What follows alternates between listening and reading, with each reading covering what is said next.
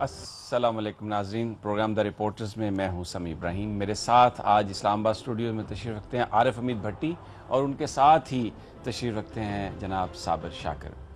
एक नज़र आज की टॉप स्टोरीज पर। इमरान खान का हुकूमत मुखालिफ एहतजाज, एक बार फिर पार्लियामेंट का मुश्तरका इजलास बुला लिया गया। मुश्तरका इजलास को सिर्फ कश्मीर तक महदूद न रखा जाए, देखा जाए मुल्क पर असल हुक्मरानी कौन कर रहा है। महमूद खान अचकजई के बयान से बिल्ली थैले से बाहर आ गई।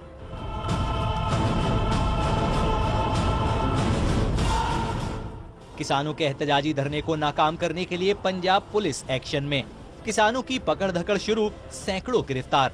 पंजाब के मुख्तलिफ शहरों में पुलिस और किसानों के दरमियान हंगामा आराई।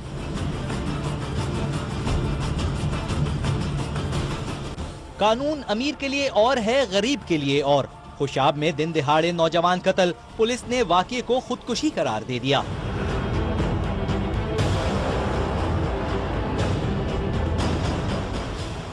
सुप्रीम कोर्ट ने पानामा लीक्स की तहकीकात के लिए दायर दरख्वास्तों पर रजिस्ट्रार के एतराजात मुस्तरद कर दिए। बीवी पर तशद्दुद करने वाले शौहर को कड़ा पहनाने का कानून चैलेंज, वफाकी शरई अदालत ने जमात इस्लामी की दरख्वास्त समाअत के लिए मंजूर कर ली। शौहर को कड़ा पहनाने से खानदानी निजाम बिखर जाएगा, दरख्वास्त में मौक़िफ़। नाज़रीन, टॉप स्टोरीज आपने सुनी। अजीब इत्तफाक है कि जब 2014 में इमरान खान ने धरना दिया इस्लामाबाद में तो उस वक्त भी पार्लियामेंट का इजलास बुला लिया गया। अब इमरान खान रायवेंड जा रहे हैं तो हुकूमत की तरफ से तजवीज़ आ रही है कि पार्लियामेंट का इजलास फिर दोबारा बुला लिया जाए। तारीख का तयन होना बाकी है, लेकिन लगता है कि गवर्नमेंट इस बात पर मुसम्मम इरादा किए हुए है कि वो पार्लियामेंट का इजलास बुलाएगी और ये कहा जा रहा है कि इस इजलास में कश्मीर पर बात की जाएगी, जो भारत के साथ ताल्लुकात हैं उस पर बात की जाएगी। लेकिन असल एजेंडा क्या है वो हमें पता चलता है महमूद खान अचकजई का जो बयान है, जिसमें उन्होंने ये कहा है कि इस इजलास को, मुश्तरका इजलास को सिर्फ कश्मीर तक महदूद न रखा जाए, बल्कि ये बात भी की जाए कि पाकिस्तान में असल हुक्मरानी कौन सा इदारा कर रहा है। गोया भारत तो हमारी फौज पर या हम पर नजरें जमाए बैठा है, हमारे मुल्क के अंदर बहुत सारी वो कुव्वतें जो किसी न किसी तरीके से उन लोगों का आलाकार बनी हुई हैं, वो फिर फौज पर तनकीद करने के लिए और करप्शन की कहानी छुपाने के लिए, तनकीद के लिए अपनी कमर बांध रही हैं। भट्टी साहब, पार्लियामेंट का मुश्तरका इजलास बुलाने की तजवीज़ है और उसकी तारीख का तयन होना बाकी है, लेकिन लग रहा है कि जिन दिनों में इमरान खान का धरना होगा फ़ौरन ही उसके साथ ही ये इजलास शुरू हो जाएगा। और अचकजई कहते हैं कि इसमें आप ये डिस्कस करें कि मुल्क में हुक्मरानी कौन कर रहा है। यानी बज़ाहिर तो इजलास इसलिए बुलाया जा रहा है कि कश्मीर में जुल्म सितम हो रहा है, भारत पाकिस्तान की सरहदों पर जो कुछ कर रहा है, पाकिस्तान के अंदर जो टेररिज्म कर रहा है, लेकिन अचकजई साहब जो अक्सर मियाँ नवाज शरीफ साहब की बोली बोलते हैं, उनकी ज़बान बोलते हैं, वो ये कह रहे हैं कि ये भी इसमें डिस्कस किया जाए कि मुल्क के अंदर कौन सा इदारा हुक्मरानी कर रहा है। बिस्मिल्लाहिर्रहमानिर्रहीम।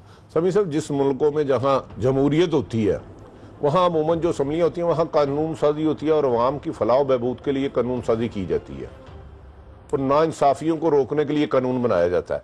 लेकिन ये वाहिद हुकूमत है जिसको आप जमहूरियत कहते हैं, मैं तो इससे इख्तलाफ करता हूँ। यहाँ जब भी करप्शन पर वार हुआ, यहाँ भी लाकानूनियत को छेड़ा गया, जब भी मुल्क दुश्मनों को छेड़ा गया तो एक पार्लियामेंट का सहारा ले लेते हैं, पार्लियामेंट का इजलास बुला लेते हैं। पार्लियामेंट के इजलास में तो ये होना चाहिए कि पाकिस्तान के गरीब और मुस्तहिक लोगों के लिए कानून साजी, लेकिन ये पार्लियामेंट का इजलास ही था ना गालमन, जिसमें क्या नाम है यार, वो ख्वाजा साहब कर गए हैं, जो गुजराले से कुछ पता नहीं 30-35 किलोमीटर दूर के फासले पर रहते हैं। साबर सबको पता होगा, ख्वाजा साहब, उन्होंने फौज पर जहर उगला। वो तो यकीनी बात है इस वक्त हमारे पास नहीं होगी। फिर महमूद खान अचकजई आके फौज पर जहर उगलेंगे। और भाई, अगर आप कह रहे हैं कि पाकिस्तान में हुकूमत नहीं, तो तुम्हारे खानदान के 70 या 25-30 लोग कैसे हुक्मरान में आ गए? आप उनको जमहूरी अवाम नहीं समझते?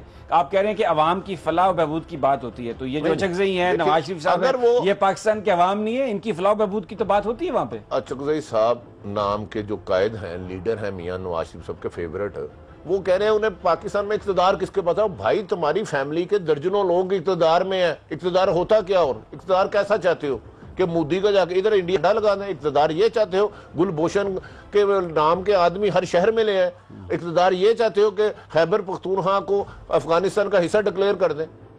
कमाल है यार, ये तमाशा बनाया हुआ इन लोगों ने। लेकिन कल आपने देखा था काशी बासी के प्रोग्राम में भी एक पता नहीं एमक्यूएम का कोई अमजद समथिंग कोई नाम था लीडर साहब का, वो कहते हैं अल्ताफ साहब ने जो नारे लगाए गलत है। आपके अदारे सोए हुए हैं, आपके अदारों को पता ही नहीं है कि हमने चंद अदारों को मुकद्दस गाय बना दिया, हम उनके बारे में बात नहीं कर सकते। पार्लियामेंट कुछ करने के काबिल नहीं है, करती नहीं है।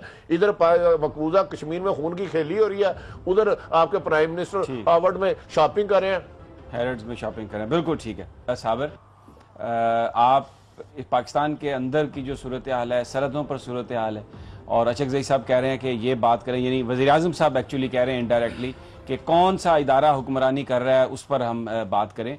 तो आपकी बासत साहब से कोई बात हुई होगी? आज Indian ministry for external affair ने उन्हें बुलाया भी था। पहली बात तो ये बता दूं कि अचकज़ई साहब की जो है ना पूरी गुफ्तगू, उसमें ख़ास तौर पे दो चीज़ें हैं। एक तो ये कि ये बताया जाए, वो कहते हैं कि पार्लियामेंट का मुश्तरका इजलास बुला के ये बताया जाए कि पाकिस्तान की दाखिली और खारजा पॉलिसी कौन बनाता है, ठीक है, उसकी वजह क्या है। अब महमूद खान अचकज़ई साहब कई रडार से ऑक्सीजन लेते हैं, सिर्फ एक साइड से नहीं बल्कि कई रडार से वो ऑक्सीजन लेते हैं।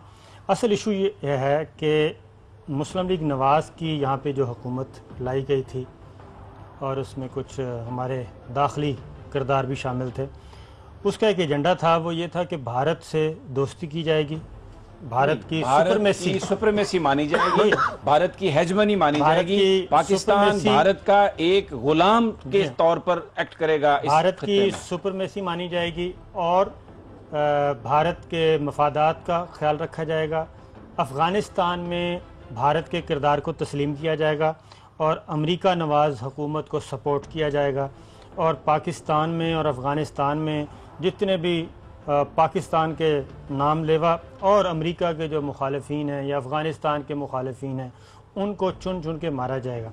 वो एजेंडा पूरा नहीं हो रहा असल में, और अब मियाँ साहब पे प्रेशर बहुत होता है। जहाँ भी जाते हैं, ख़ास तौर पे अमेरिका जब जाते हैं, ब्रिटिश जाते हैं, लंदन जाते हैं, तो वहाँ पे बार बार उनसे पूछा जाता है कि वो आपका कमिटमेंट्स किधर गई, जो वादे किए गए थे, जो वादा किया वो निभाना पड़ेगा। तो वो उनको बताते हैं कि जनाब खारजा पॉलिसी मेरे पास नहीं रही, वो तो बना रहे हैं पिंडी वाले, और जितने भी पीएम हाउस से जुड़े हुए दानिश्वर हैं या पॉलिटिशियंस हैं वो सारे फिर इनडायरेक्टली वो आते हैं। इस वक्त वो फुल स्विंग में है साबिर, पूरे टीवी चैनल्स पर अखबारात के जो कॉलम है उसमें वो पूरी तरह आके जमहूरियत जमहूरियत जमहूरियत, लेकिन कोई वज़ीर आज़म से ये नहीं पूछ रहा कि आपने भारत को टेररिस्ट स्टेट क्यों नहीं कहा, कोई उनमें से ये नहीं पूछ रहा।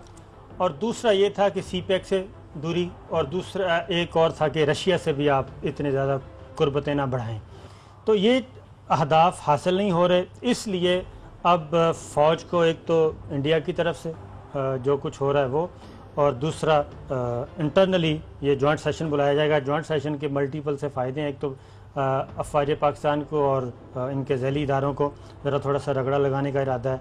दूसरा ये कि ख़ास तौर पे 30 सितंबर को राइवेंड मार्च शुरू हो रहा है, पाकिस्तान तहरीक इंसाफ ने ऐलान कर रखा है, तो ये उसको भी तहफ़्फ़ुज़ करने के लिए, उसको भी काउंटर करने के लिए ये स्ट्रेटेजी है कि पार्लियामेंट का, जिस तरह धरने के दौरान पार्लियामेंट का मुश्तरका इजलास हुआ था, स्पीचेस होंगी तो बराह रास्त दिखाई जाएगी, मीडिया इमरान खान का जुलूस नहीं दिखा सकेगा, जलसा नहीं दिखा सकेगा। ये वो चीज़ें हैं जिसकी वजह से महमूद खान अचकज़ई साहब का एक ये बिल्कुल मल्टीपल और मल्टी डायमेंशनल किस्म की ये बात है जॉइंट सेशन बुलाने का। दूसरा आपने कहा कि दिल्ली में क्या, दिल्ली हाई कमीशन में मेरी बात हुई, बिल्कुल उन्होंने कहा कि बुलाया था मुझे, और बुला के आज फिर हमारे हाई कमिश्नर जो हैं उन्होंने 4 पॉइंट्स पे उनकी ज़रा क्लास ली है, मौक़िफ़ बड़ा सख्त रखा है, वाज़े।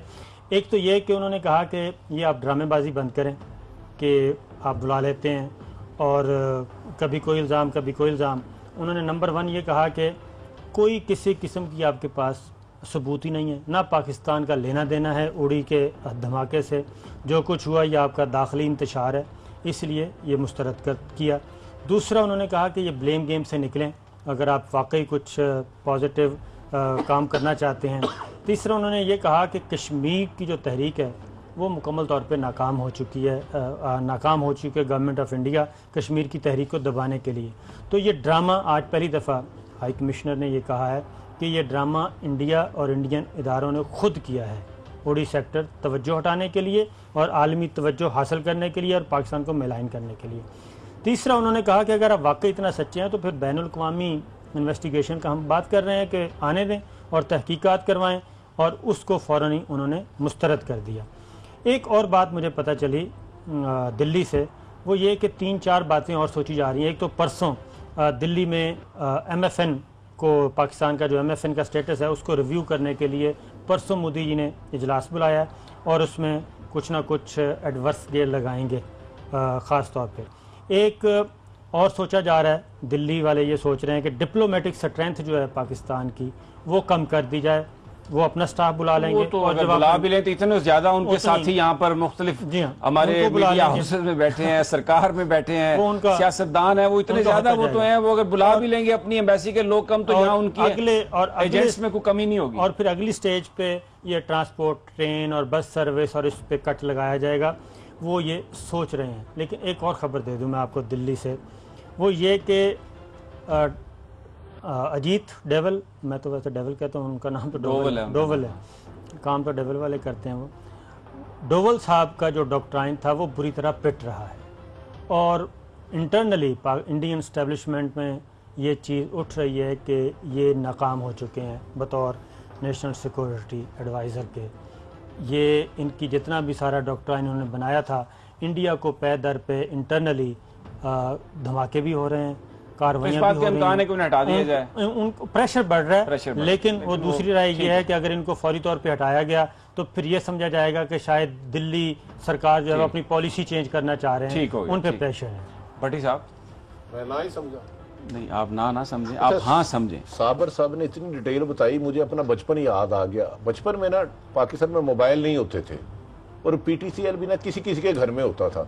जो कोई सरकारी PTCL में मुलाजम होता था ना, वो जब जॉब पे जाने लगता था अपने सारे मोहल्लेदारों को कहता, चाची को अपने रिश्तेदार को पैगाम देना है, फूफा जी अपने रिश्तेदार को पैगाम देना है, दुकानदार को देना, फिर सारे मैसेज देता था। बहरहाल वो तो बचपना था हमारा, गुजर गया। मैं आपको बताऊं, जो सफारतकार है ना इंडिया के चले जाएं, उनके सफारत खाने में उतने सफारतकार नहीं बैठे जितने हम लोगों में उनके सफारतकार बैठे हैं, जो उनका केस ज्यादा अच्छे तरीके से फाइट करते हैं। उनको बज़ाहिर हम पाकिस्तानी भी कह सकते हैं, बाहर पाकिस्तानी मीडिया से रिलेटेड भी कह सकते हैं, बज़ाहिर आप पॉलिटिशियन भी कह सकते हैं, लेकिन वो ज़बान वही बोलते हैं जो भारत चाहता है, जो मोदी चाहता है। गुजारिश है, मुझे तो अपना यकीन है कि पाकिस्तान इस वक्त अल्हम्दुलिल्लाह 100% इस पोजीशन में है कि इंडिया को मुंह तोड़ जवाब दे, लेकिन हमें सिर्फ अपने मीर जाफरों को पकड़ना है, अपने गद्दारों को पकड़ना है। कौन पकड़ेगा? वो कोई नहीं लगता, वो कोई नहीं लगता। जिस तरीके से आपका तर्ज हुक्मरानी है और आपके अदारे खामोश हैं, मैं समझता हूं कि ये पाकिस्तान के लिए बेहतर नहीं है। चलो हमारे से मान लिया कुछ इंडियन गुलभूषण के साथी इधर हैं, उन्होंने नाम कोई भी रखा हो, मुझे उससे कोई गर्द नहीं है, लेकिन यार कोई एक अदारा तो इस मुल्क में होना चाहिए ना, जो उनके गिरेबान पे हाथ डाले और कहे भाई पाकिस्तान का खाते हो, पाकिस्तान में सोते हो, पाकिस्तान में अरबों खरबों बनाते हो, बाहर ले जाते हो माल, लेकिन पाकिस्तान का तो सोचो। लेकिन मेरा ख्याल है साबर को चाहिए कि ये बात तो भट्टी साहब की साबर ठीक है कि पाकिस्तान के खिलाफ नारे लगते हैं, सिर्फ नारे की बात नहीं, बाकायदा तौर पर वो एक सपोर्ट कर रहे हैं रा की और मुख्तलिफ जगहों पर। लेकिन हमारे यहाँ किसी के खिलाफ कभी कोई रेफरेंस मूव नहीं होता, गद्दारी का मुकदमा नहीं चलता। गद्दारी का मुकदमा चलता है तो वो सिर्फ मुशर्रफ पर चलता है, क्योंकि वो नवाज शरीफ साहब को अभी भी याद है, लोगों को दिखाते हैं कि ये वो जगह है जहाँ से मुझे पकड़ लिया। मेरा साबर में माफी चाहूंगा, गद्दारी का पर्चा बलोचिस्तान में गालिबन किसी एक बंदे के बाद में हुआ था, बाद में उसको वज़ीर आला बना दिया गया। तो आपका तो ये हमारा किरदार है यार, शर्म अगर हमको नहीं आती। ये जो एक टेंडेंसी है हमारे अंदर, ये बात तो भट्टी साहब की ठीक है ना, फिर सब सो जाएं, कोई पकड़े ना। ये कानून आइन बनाया पाकिस्तान की प्रोटेक्शन के लिए गया। गद्दारी का मुकदमा सलमान इकबाल साहब पे बना था, मुझ पे बना था, मुझ पे बना था, और ब्यूरो चीफ हमारे कोटा है शाहिद रिंद, उन पे बना था। मुझे याद है अभी मलिया लोधी बहुत पीछे नवाज शरीफ साहब के चल रही थी, इन पर भी मुकदमा चला था, इन पर भी मुकदमा बना था, मगर वो तो जाहिर है। तो बात यह है कि गद्दारी के मुकदमे तो बनते हैं, बिल्कुल बने थे। और सलमान इकबाल साहब, मैं, शाहिद रिंद और उस वक्त हमारे डायरेक्टर मुझे पता है कि जो इस वक्त ANP के लीडर हैं, जो हमारे बड़े दोस्त भी हैं, वो मुझसे बहुत खफा हैं, लेकिन मैं क्या करूं। हकीकत ये है कि जो नैब जो उस वक्त नेशनल अवामी पार्टी थी, उसकी सारी लीडरशिप उसको साबित हुई थी। सुप्रीम कोर्ट ने फैसला दिया था कि वो गद्दार है, उनकी पार्टी पर पाबंदी लगी थी, वो आज तक वैलिड जजमेंट है। उस जजमेंट को किसी ने ना रिव्यू में गए हैं उसके लिए, वो वैलिड जजमेंट है। ये कहते हैं कि जी आप बैंड तंजीमें मुख्तलिफ नामों से से काम कर रही हैं, ये वो सारी लीडरशिप जो है उनकी, ये या उनके बच्चे हैं या ये खुद हैं। अच्छा, ये पूरी पॉलिटिक्स कर रहे हैं पाकिस्तान में। सुप्रीम कोर्ट इनको गद्दार कह चुकी है, मैंने नहीं कहा। समी साहब, इसमें एक चीज़ है, बात यह है कि या तो फिर आप अक्रॉस द बोर्ड जाएं, जो कलदम तंजीमें हैं वो खा पॉलिटिकल हैं, नॉन पॉलिटिकल हैं, रिलीजियस हैं, जिस बेस पे भी हैं, लिसानी बुनियादों पे हैं, तो फिर उनको सारों को मॉनिटर करना चाहिए। लेकिन अगर आप दो को छोड़ देंगे और दो के पीछे पड़ जाएंगे, ये मैं आपकी बात तो से एग्री करता हूं। उससे फिर मामलात हमारे ख़राब होते हैं। ये जो फेवरेटिज्म है ना कि ये हमारे काम आ रहे हैं, तो फेवरेटिज्म जब तक ख़त्म नहीं करेंगे, अक्रॉस द बोर्ड काम करें और करने दें, तो फिर मैं देखता हूँ कौन काम करता है। लेकिन जो आपने ताज़ा तरीन आपने कहा है कि MQM पे ख़ास तौर पे कोई अभी तक ऐसी कदगन नहीं लगी, तो वो लगनी भी नहीं। कदगन लगी, मुझे ब्रेक पर जाना है। कदगन क्या लगी है? वो तो कोई एक MQM लंदन बन गई। अब तो उन्होंने वो जो लंदन से लीडरशिप थी, उनके बयानात के लेजिटिमेसी के लिए एक नई वो चीज घड़ ली है कि ये MQM लंदन है, ये MQM पाकिस्तान है। उनके ट्वीट्स, उनके किस्से, भट्टी साहब उनकी सारी कहानियां बड़े तरीके से MQM रा की है, ना लंदन की है ना पाकिस्तान की है। अल्ताफ सैन की मैं बात कर रहा हूँ, रा की है वो, लेकिन उन सब। लेकिन भट्टी साहब, ये जो बात इन्होंने कही है साबर साहब ने अक्रॉस द बोर्ड, आज MQM पर मैं, एक सवाल है मेरा, आप मुझे इसका जवाब दें। MQM पर इतराज है, अल्ताफ हुसैन साहब की एक्टिविटीज जो हैं वो बहुत अरसे से इस तरह की हैं। मुझे ये बताएं, परवेज मुशर्रफ साहब, वो उन्होंने MQM को दोबारा जिंदा किया। जो 2 एक्शन हुए वो सिविलियंस ने किए, सिविल गवर्नमेंट्स ने किए।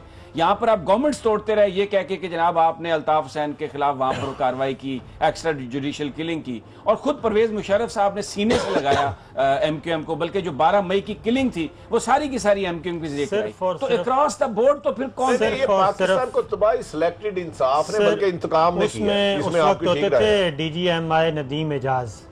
MQM को तो पूरे पाकिस्तान में स्टैब्लिश करवाना, पूरे पाकिस्तान में फैलाना, ऑर्गेनाइज और नई तंजीम साजी उनके जिम्मे थी। तो उनके खिलाफ और कोई अगर अब अल्ताफ हुसैन साहब, वो तो तब से एविडेंस है। जनरल आसिफ नवाज जंजू आए, उन्होंने MQM के खिलाफ ऑपरेशन शुरू किया, और उस वक्त भी नवाज शरीफ साहब की हुकूमत थी। नवाज शरीफ साहब ने ये कहा कि ये तो जनाब आप हमारी हुकूमत गिराने के लिए ये काम शुरू कर दिया है। उस वक्त शदीद तरीन इख्तलाफात हुए, मोहतरमा ने किया, जिसमें नसीरुल्लाह साहब आए और उन्होंने शुरू सडल साहब ने सारा वो कार्रवाई की। मसूद शरीफ साहब भी उसमें थे। मसूद शरीफ अभी भी IB की एक मुफस्सल रिपोर्ट इंटेलिजेंस ब्यूरो की उस वक्त की पड़ी है, जिसमें एक एक चीज दर्ज है कि ये कहां से ट्रेनिंग लेते थे, कहां से उन्होंने एडमिट किया सर। था। 96 में, ब्रेक पर जाने से पहले एक और बात सिर्फ बता, 96 में, 95 के एंड में, जिस वक्त अल्ताफ हुसैन साहब बरतानिया की रेजिडेंट्स के लिए उनका केस था, तो उस वक्त की गवर्नमेंट ने भेजा था। वसीम साहब वहां पे थे, जो बाद में CPO भी बने।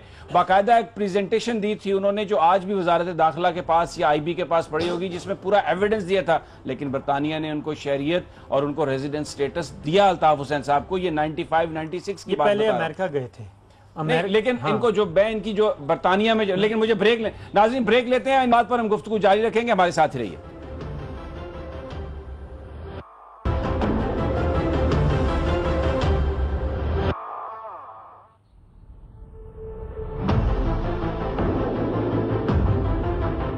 वेलकम बैक नाजरीन। पाकिस्तान की सियासी सूरत हाल और जिक्र ये हो रहा था। भट्टी साहब, आप कुछ कहना चाहें? जो अक्रॉस द बोर्ड अकाउंटेबिलिटी की बात हो रही है वो यहाँ पे नहीं हो रही। देखिए, पाकिस्तान में करप्शन पे भी कंप्रोमाइज किया जाता है, चलो वो तो काफी हद तक कर लेते हैं क्योंकि हमारी अक्सरियत इसमें है। लेकिन बदकिस्मती है, पाकिस्तान दुश्मनी पे भी कंप्रोमाइज कर लिया जाता है। क्या ख्वाजा आसफ के खिलाफ उस पे करप्शन पे कर लें आप, कमाल कर रहे हैं। वो आपके हुक्मरान ज्यादा लोग कैसे करप्ट हैं? चंद लोग करप्ट हैं भट्टी साहब, आपने सबको बना दिया। ये जो टॉप पे लोग है, ये आम आदमी जो बेचारा सड़क पे चल रहा है, वो क्या करप्शन करता है? सर मैं बात का जवाब दे दूं कि पहले आपका भाषण सुन लो? जवाब देना। अच्छा सर, गुस्ताखी माफ। 35 साल से 2 खानदान मुसल्लत है, मुसल्ला करप्शन के औजारों के साथ। उनका नाम है मोहतरम मियां मोहम्मद नवाज मोदी, मियां मोहम्मद नवाज शरीफ साहब और आसफ अली जरदारी नवाज साहब। ये 2 खानदान मुसल्लत है। एक आया बीच में मोहतरम मुशर्रफ साहब कमांडो, जो मुक्का दिखाते थे, और अब मैं हैरान हूं कि अपने मुल्क में नहीं आ रहे। हस्पताल में बीमार हो क्या मैं मर गया तो इलाज कराने बाहर चले गए, ये कमांडो। और भाई इन सब पे ख्वाजा लाए उसको।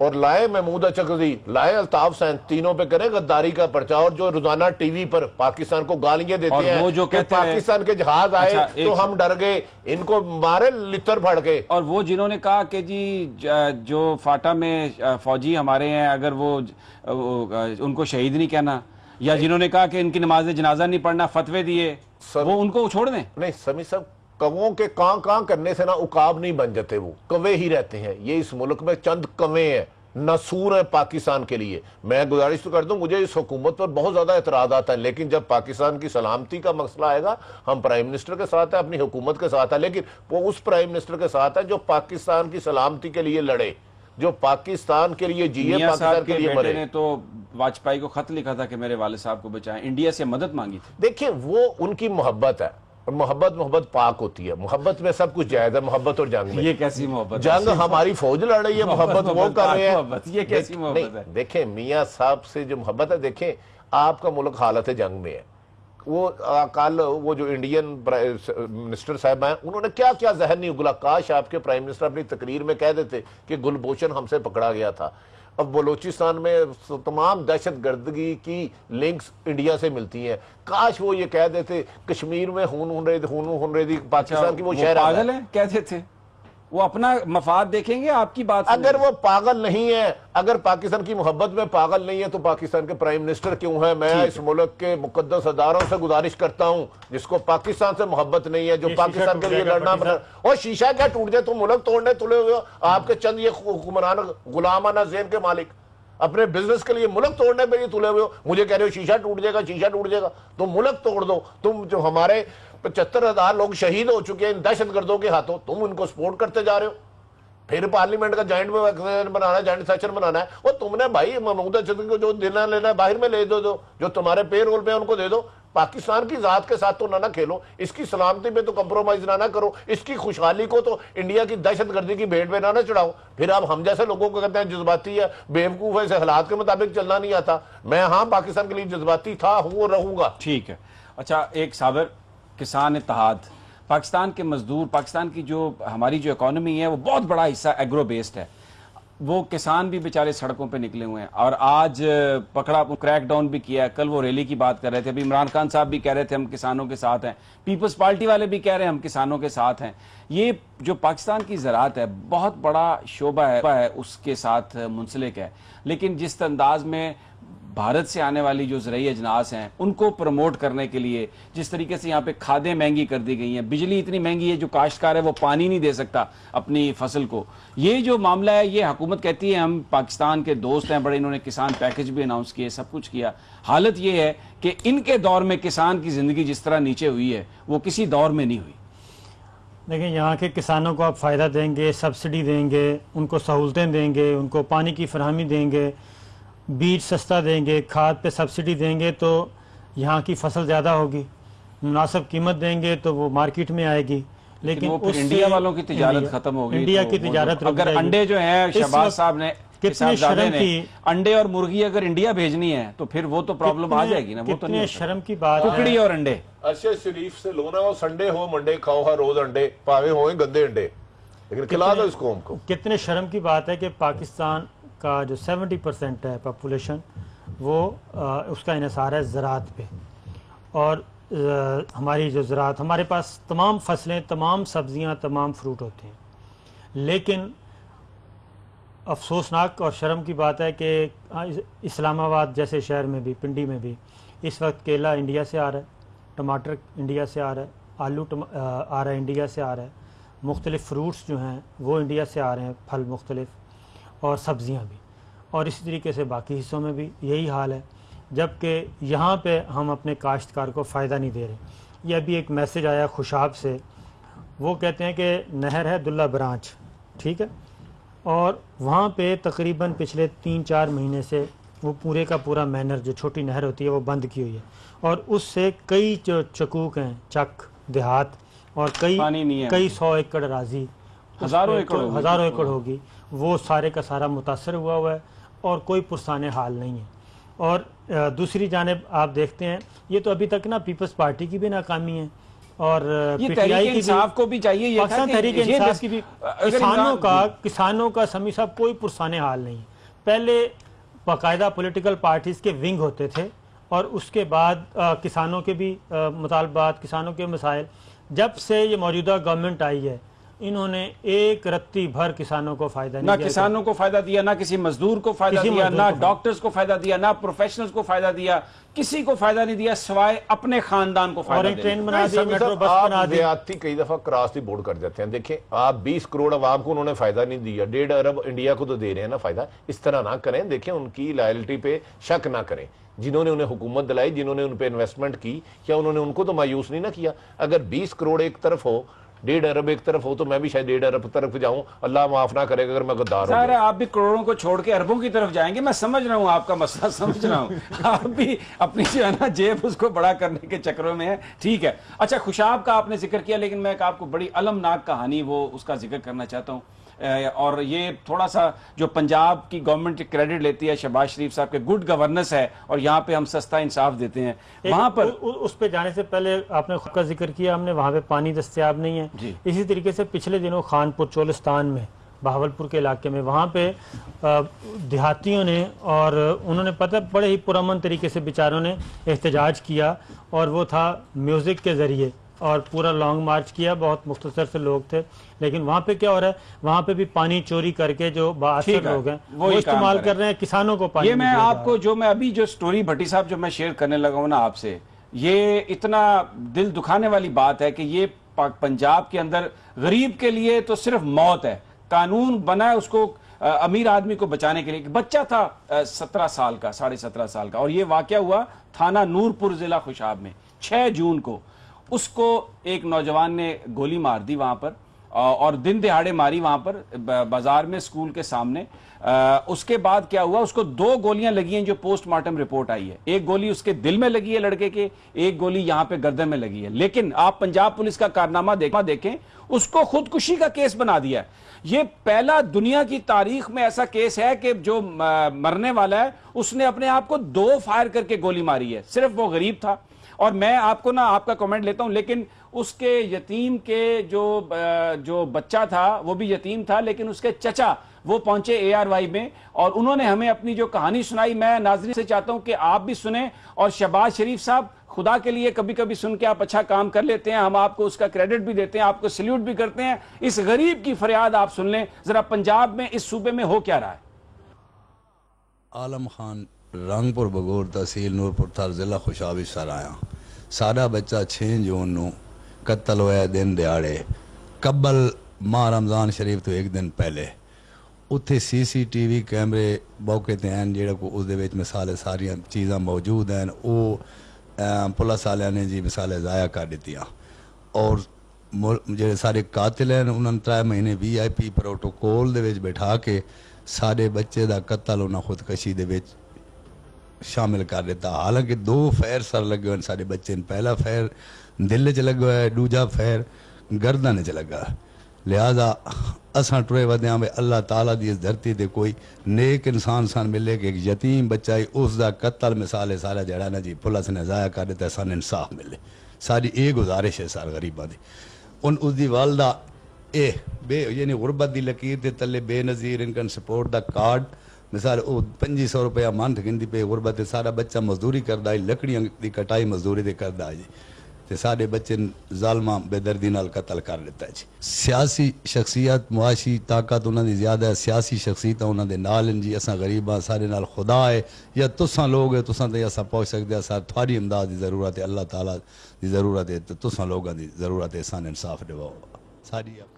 भट्टी साहब, ये मुझे प्रोड्यूसर साहब ब्रेक का कह रहे हैं, लेकिन मैं ब्रेक पर नहीं जाऊंगा। मुझे बताएं, ये कहानी सिर्फ एक ये, और आपको पता है जो लोधरा से एक खबर आ रही है, 2 दूसरी जमात की बच्ची को वहां पे अगवा कर लिया गया लोधरा में दिन दिहाड़े, और वो पेरेंट्स अपनी जगह पे रो रहे हैं। मुझे जरा बता दें ये कौन सा इंसाफ है? गरीब के लिए इस मुल्क में कुछ है? अच्छा, गुजारिश ये है, एक इस बेचारे मकतूल का कसूर है, ये एक गरीब घर में पैदा हुआ जहां रोटी नहीं थी, तो जहां रोटी ना हो वहां इंसाफ नहीं आ सकता। ये तो नामुमकिन बात है ना, जो गुर्बत की इस हालत पे है। दूसरी गुजारिश ये है, इस बेचारे के दिल पे गोली लगी है, कुछ लोग जी को दिल लगी हो गई हुई है, तो लिहाजा जब जी को दिल लगी हो जाती है ये पोस्टमार्टम रिपोर्ट है, 2 गोलियों के निशान है उसमें। नहीं समी साहब, गुजारिश ये है हुक्मरानों को ये आवाज नहीं जाएगी, क्योंकि वो अरबों खरबों रुपए के नशे में धुत है और इक़्तिदार के नशे में धुत। हम शहबाज शरीफ साहब से यही गुजारिश करते हैं, इस गरीब का इतना कसूर है, ये पाकिस्तान का शहरी है और सुमेरा मलक उधर बहुत ज़्यादा इफेक्टिव है।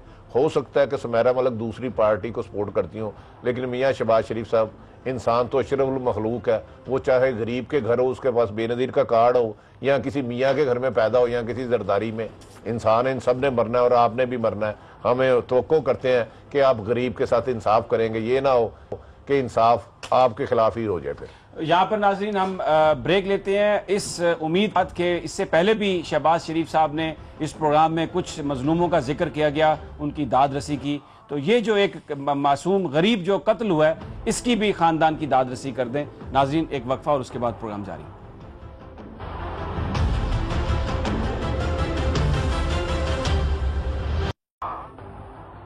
वेलकम बैक नाजरीन। सियासी सूरत हाल तो हम डिस्कस कर ही रहे हैं, लेकिन ये जो वफाकी शरई अदालत ने प्रोफेसर इब्राहिम साजिद साहब की दरख्वास्त समाअत की, प्रोफेसर इब्राहिम जमात इस्लामी के हाँ जी रह चुके हैं, तो इनकी वो कड़ा पहनाने से वो कहते हैं खानदानी निज़ाम बिखर जाएगा, लेकिन औरत को मारने से खानदानी निज़ाम नहीं बिखरेगा। ये अजीब मंतक है प्रोफेसर साहब। देखिए आपको ये ऐसी वो जो है ना, जो बिल इन्होंने पंजाब गवर्नमेंट ने पास किया है, इम्प्लीमेंट क्यों नहीं करते वो? इम्प्लीमेंट इसलिए नहीं करते थे कि मौलाना फजलुर रहमान साहब बमाए फोर्स के वो पहुंच गए थे पंजाब में, और उन्होंने कहा था कि ज़रा इम्प्लीमेंट करके दिखाएं, और उसी फौरन ही चेंज कर दी गई थी। भट्टी साहब, एक भट्टी साहब को कमेंट इस पे लेना चाहता हूँ। भट्टी साहब, कभी आप लाहौर में पंजाब असेंबली की मंजूर हो चुका है बिल, सिर्फ उसका नोटिफिकेशन नहीं की, कभी ऐसा भी हुआ है कि असेंबली मंजूर कर गई हो और अभी उसका आप नोटिफाई ना करें? साबर साहब ने बता दिया असल रीजन, पंजाब असम्बली तो करना चाह रही है पंजाब हुकूमत भी, लेकिन हुक्मरानी है, पंजाब में हुक्मरानी है, वहाँ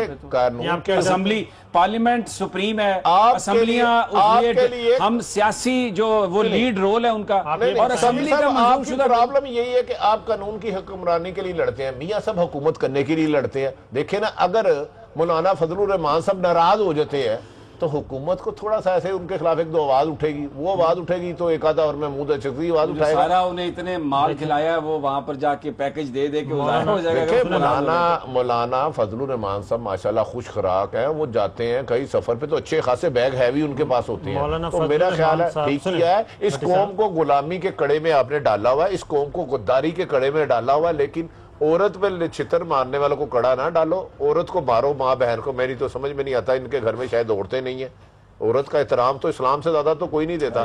क्या लेकिन बस जी साहब, वैसे आपस की बात है कि आप कितने लोगों को तशद्दुद किया जाता है, कितने केसेस हैं, तो क्या ये दुरुस्त है कि आप बच्चों के वालिदैन को, वो शोहर जो है वो बच्चों का वालिद भी तो है ना, हाँ, तो उसको होश के नाखून लेने चाहिए ना। नहीं, अगर वालिद बन मेरी बात तो सुने ना सर, मिसयूज होता है ना जी। क्या मिसयूज? ये हम इस हाल में 5 लोग हैं, 2 कैमरामैन हैं, हम 3 हैं, आप चाहेंगे कि हम तीनों को कड़े डाले जाएं?